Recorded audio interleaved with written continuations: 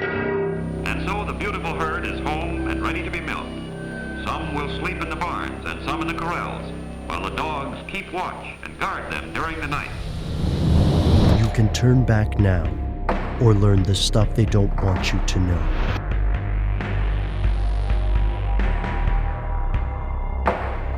Here are the facts.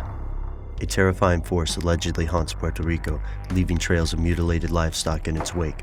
It's called El Chupacabra, the goat sucker. Since the first official sighting in 1987, people across the Americas have claimed to see this monster.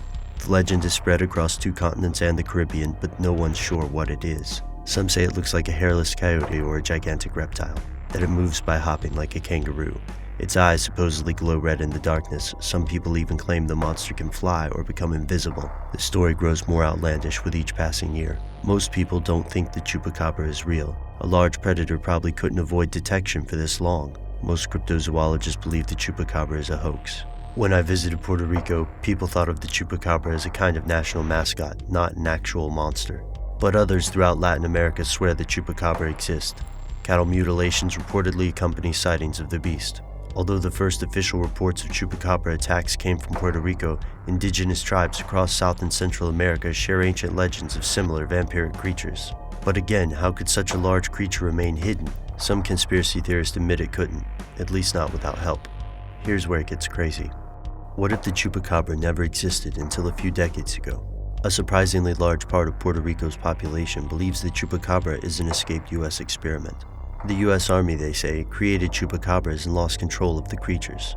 Once these creatures broke out of the lab, they behaved like an invasive species, dominating the local ecosystem, sort of like kudzu in the U.S. or the cane toad in Australia. But both kudzu and cane toads are highly visible, so why haven't we seen swarms of Chupacabra? And what about the experiment angle? It seems unlikely, but consider this.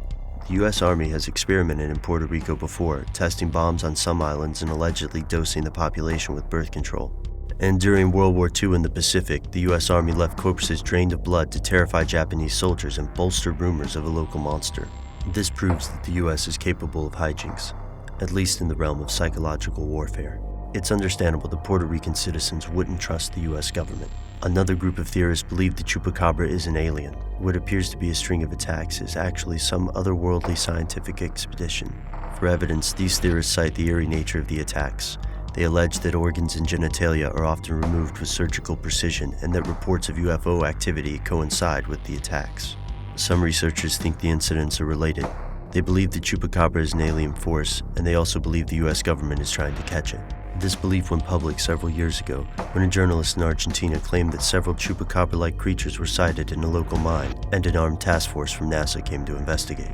Unfortunately for these theorists, there is currently no proof of their claim. Yet the question remains, what is the Chupacabra?